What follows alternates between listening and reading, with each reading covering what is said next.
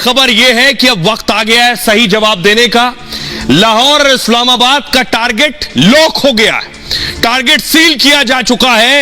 यह मैं क्यों कह रहा हूं, क्योंकि आज कर्नल मनप्रीत और मेजर आशीष के पार्थिव शरीर उनके गांव लेकर आए गए। ये दो जाबाज जिन्होंने देश के लिए शहादत दी है, कल इससे पहले डीएसपी हुमायूं को सुपुर्द खाक किया गया। अगली तस्वीर दिखाइए जरा। यह तस्वीर आप देख रहे हैं उनके गांव, कर्नल मनप्रीत का पार्थिव शरीर देख रहे हैं आप। जब उनके गांव पहुंचा, देखिए भारी भीड़ आपको नजर आ रही है, हजारों लोग सड़कों पर थे। मानिए पूरा गांव, पूरा शहर सड़क पर आ गया। फुल स्क्रीन लीजिए जरा बीजू।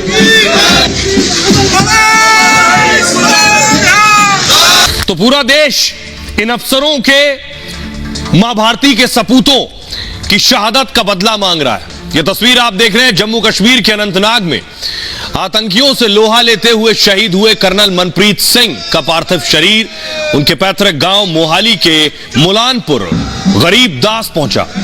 गांव के हर शख्स की आंखें नम थीं, लेकिन हर कोई मनप्रीत की शहादत को सलाम कर रहा था। कर्नल मनप्रीत की 3 पीढ़ियां देश की रक्षा कर चुकी हैं। कर्नल मनप्रीत के पिता लखबीर सिंह सेना में सिपाही थे। मनप्रीत का पार्थिव शरीर घर पहुंचने के बाद जहां परिवार के आंसू थमने का नाम नहीं ले रहे थे, वहीं मनप्रीत के 7 साल के बेटे कबीर ने सेना की वर्दी अपने पिता को आखिरी बार सैल्यूट किया। जो भी ये तस्वीरें देख रहा है, इस परिवार की देशभक्ति को सलाम कर रहा है। कर्नल मनप्रीत की पत्नी गुरमीत कौर भी अपने पति के शव को बार बार निहार रही थी, रोए जा रही थी। गुरमीत कौर को पति की शहादत की जानकारी आज ही दी गई। पहले उन्हें बताया गया था कि आतंकियों के साथ मुठभेड़ में पति घायल हो गए, उनका इलाज जारी है। पति के पार्थिव शरीर के घर आने से कुछ घंटे पहले ही गुरमीत कौर को उनकी शहादत की जानकारी दी गई। शहीद कर्नल मनप्रीत सिंह को पूरे राजकीय सम्मान के साथ अंतिम विदाई दी गई।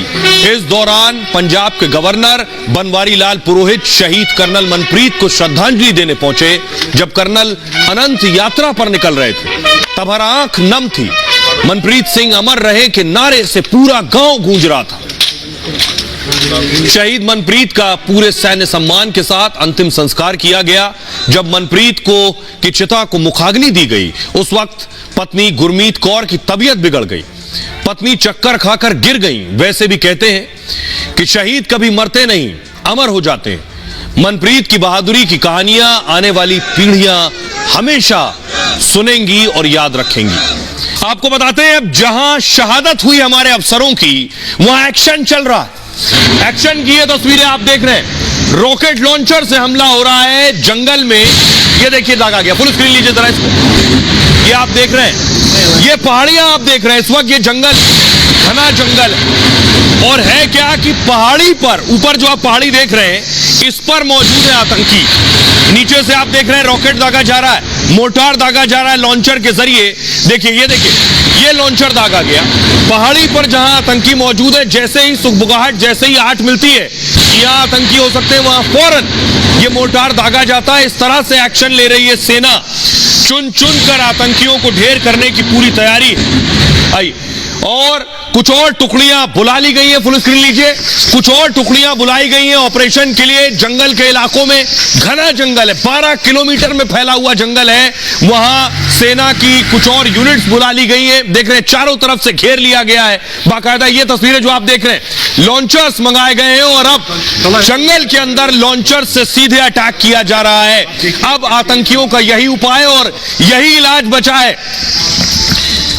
अब आप देख रहे हैं, ये जो आप नजर आ रहा है आपको लाल घेरे में, जगह जगह इस तरह के धमाके हो रहे हैं, मोर्टार दागे जा रहे हैं। जैसे ही पता चलता है कि यहां आतंकी है, क्योंकि आप देखिए घना जंगल है, दूर से आपको कुछ भी नजर नहीं आएगा, लेकिन जैसे ही कुछ आहट होती है तो वहां टारगेट करके फौरन धमाका किया जाता है। अगर यहां आतंकी मौजूद है तो फौरन ढेर हो जाएगा, यही आसपास भी अगर मौजूद होगा।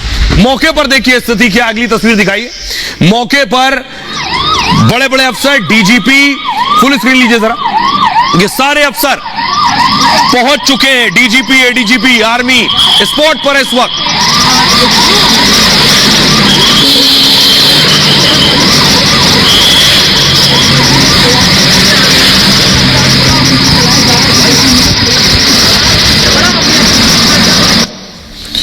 अब आपको दिखा रहा हूं, ये जो आप देख रहे हैं ये उजैर खान है। इसे इस वक्त तलाशा जा रहा है, बताया जा रहा है ये जंगल में छिपा हो सकता है और इसकी तलाश में इस वक्त आर्मी जंगलों में मौजूद है। सेना जंगल के अंदर ऑपरेशन चला रही है, लेकिन ये सब तो गुर्गे हैं। अब वक्त है असल में उन्हें टारगेट करने का, उन्हें खत्म करने का जो ऐसे लोगों को पालते पोसते हैं, जो सरहद पार बैठे हुए हैं, महफूज हैं। अब उन पर निशाना लगाने की बारी है। उनका डेथ वारंट निकल चुका है। ये रिपोर्ट देखिए। लॉक हो गया इस्लामाबाद लाहौर का टारगेट। जारी हो गया हाफिज सलाउद्दीन का डेथ वारंट। अब पाकिस्तान में घुसकर होगा आतंक का आखिरी इलाज। सर्जिकल स्ट्राइक और एयर स्ट्राइक का दर्द पाकिस्तानी ISI और आतंकियों में कुछ कम हो गया है, इसलिए आतंकी एक बार फिर सिर उठाने लगे हैं। जम्मू कश्मीर में 4 जवानों की शहादत के बाद पूरे देश में उबाल है। अब हिंदुस्तान आतंक से आखिरी बदला मांग रहा है। पाकिस्तान में बैठे आतंक के आकाओं का आखिरी टाइम आ चुका है। आतंक के आका हाफिज सईद और सलाउद्दीन की मौत का काउंटडाउन शुरू हो चुका है। अब टारगेट पर POK नहीं, पाकिस्तान का लाहौर और इस्लामाबाद होगा।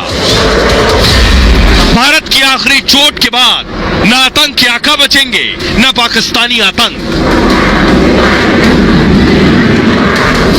और आइए अब आपको बताऊं कि इस वक्त अभी एक्शन चल क्या रहा है। अभी जंगल में क्या हो रहा है।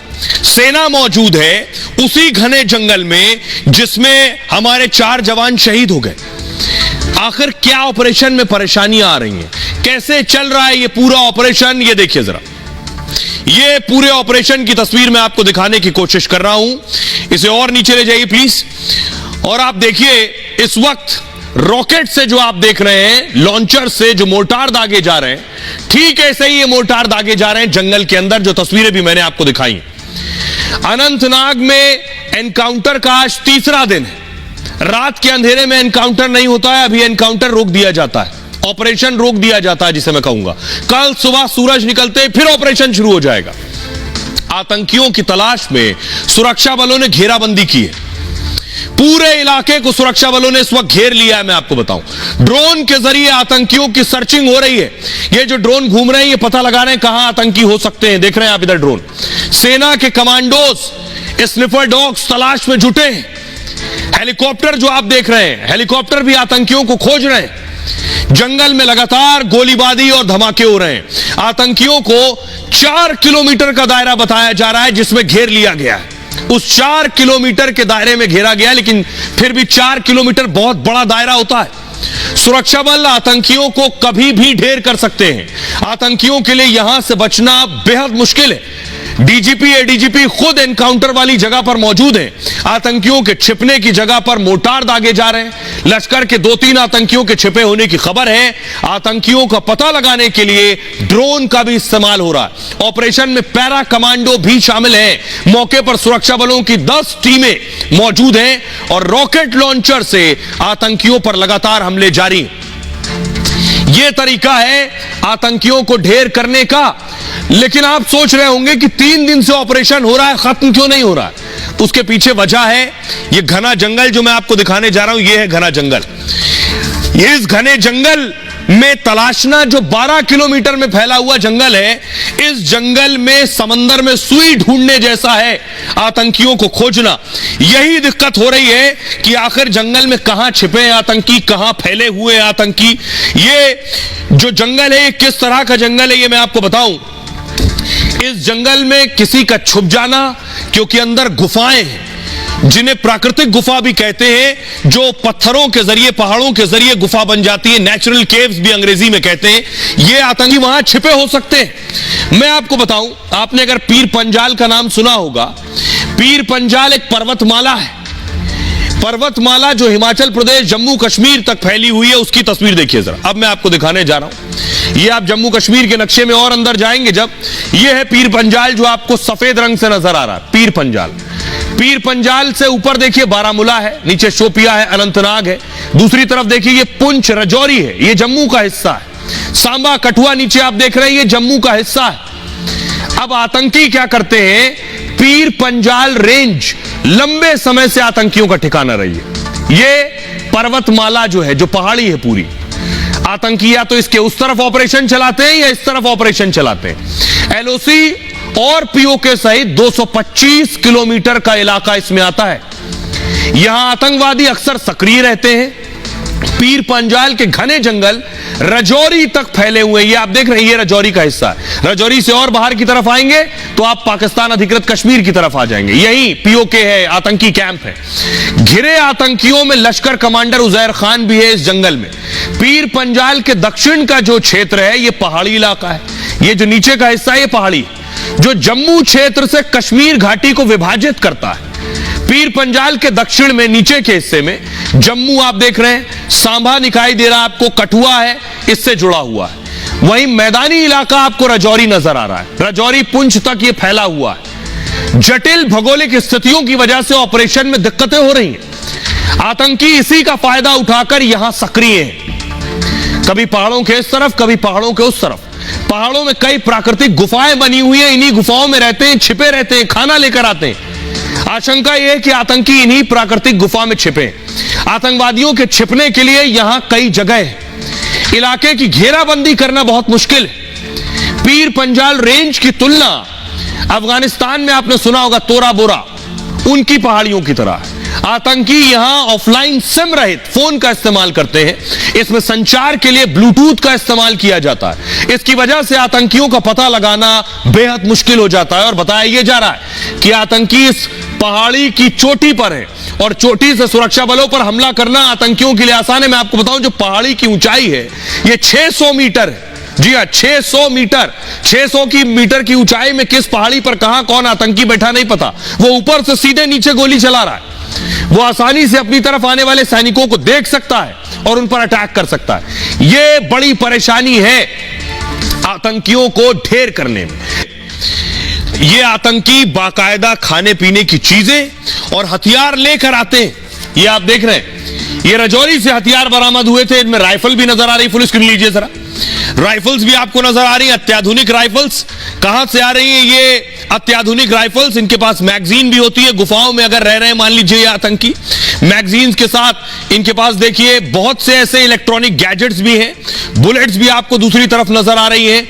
और इसमें देखिए खाने पीने की चीजें, देखिए चाकू भी आपको दिख रहा है, कैंची आपको दिख रही है, यूज्ड बुलेट्स भी, खोखे भी आपको नजर आ रहे हैं। ये सब आतंकियों से बरामद हुए ये गैजेट्स हैं। इनके पास वाईफाई, इंटरनेट सब कुछ उपलब्ध है गुफाओं के अंदर। और अपने साथ ड्राई फ्रूट्स भी लेकर चलते हैं। जब ये पकड़े जाते हैं तो पता चलता है ड्राई फ्रूट का पैकेट पाकिस्तान में लपेटा गया है।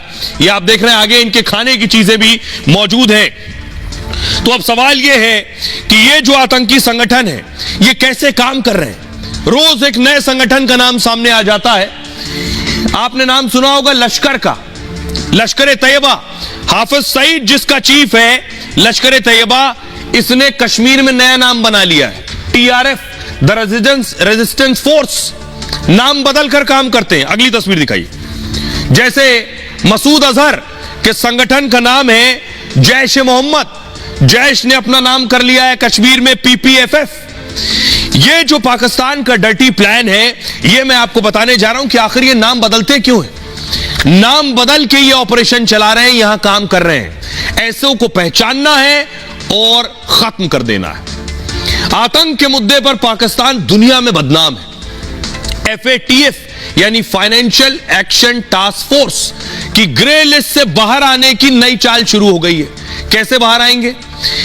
आतंकियों को खुला समर्थन देना फिर से शुरू कर दिया है। ग्रे लिस्ट से बाहर आ चुका है तो फिर समर्थन दे रहा है। अनंतनाग में हमले की जिम्मेदारी टीआरएफ ने ली है।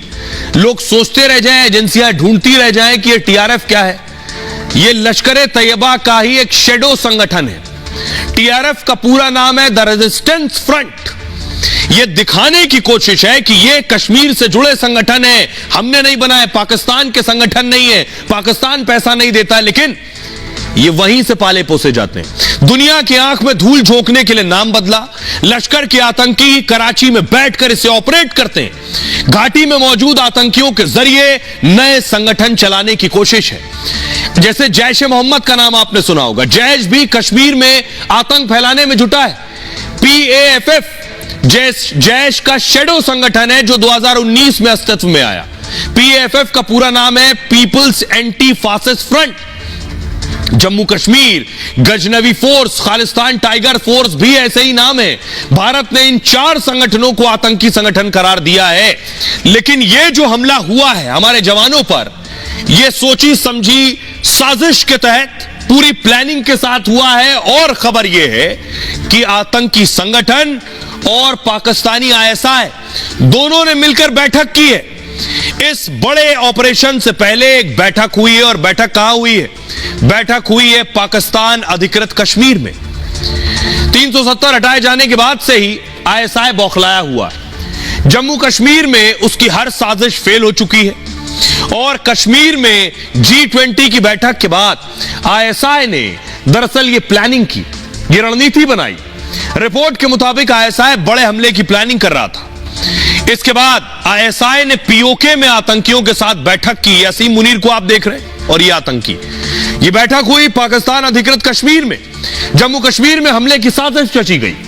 कई आतंकी संगठनों के नाम पाकिस्तान ने बदल दिए। आईएसआई जम्मू कश्मीर में सक्रिय आतंकियों पर दबाव बना रही थी। दबाव यह था कि खाली मत बैठो, हमले करो, अटैक करो। आतंकियों से कहा अगर हमले नहीं करोगे तो तुम्हारी फंडिंग रोक दी जाएगी। कश्मीर में पिछले 3 साल में यह सबसे बड़ा हमला है। कुलगाम में आपको याद होगा, इन्हीं आतंकियों ने हमले को अंजाम दिया था, जिसमें एक कर्नल और मेजर शहीद हुए थे। 4 अगस्त को कुलगाम के जंगल में हमारे 3 जवान शहीद हुए थे। तो ये उसके बाद बैठक उससे पहले की गई, इस ऑपरेशन से पहले।